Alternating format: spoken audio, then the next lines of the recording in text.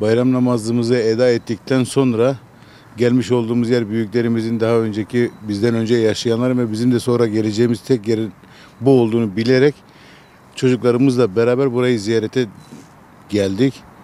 Allahu Teala bu ziyaretimizi kabul etsin. Bayram hepimizin bayramı. Tüm insanlara hayırlı uğurlu olmasını dilerim. Mezarlıklar zaten bizim işte yakınlarımızın çok az da olsa yani bayramlardan bayramlara ziyaret ettiğimiz bir yer. Bu da insanların görevi yani. En azından hiç olmazsa senede birkaç sefer onların gelip bir dua okumak, onları bir ziyaret etmek mezarını. Bu geleneğimiz. Yaşayanlar bir gün buraya geleceklerini bilmeliler. Hani şeyin bir sözü var. Veysel'in bir sözü var.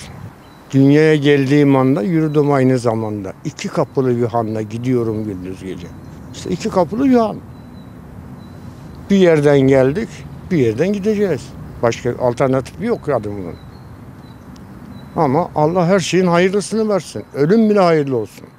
Mezarlıkları ziyaret etmemiz nasıl bayram, aile içinde, aile efradımızda, büyüklerimizle, çocuklarımızla ve akrabalarımızla nasıl bir güzel bir gün geçiriyorsak, bayram olduğunu hatırlayıp sevip neşeleniyorsak, bu neşeye, bu sevince bizden önce dünyadan ahirete irtihal etmiş büyüklerimizin de, amcalarımız, babalarımız, dedelerimizin de bu sevince ortak edilmesidir mezarlık ziyaretleri.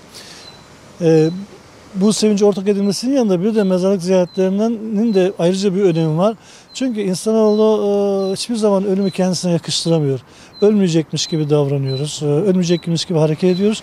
Mezarlık ziyaretlerine geldiğimiz zaman bizden öncekilerin kabirleri başına geldiğimiz zaman ölümün bize de gelebileceğini hiç neyse bir nebze aklımıza geliyor. Ama şunu bilmek gerekir ki ölüm bir başkasına şans eseri gelmiş bir gerçek değildir. Ölüm hepimize gelecek olan ve kaçınılmayacak olan bir gerçektir ve haktır. Biz de mezarlık ziyaretlerinde bu gerçeği hakkı bir kere daha nefsimize telkin etmiş oluyoruz.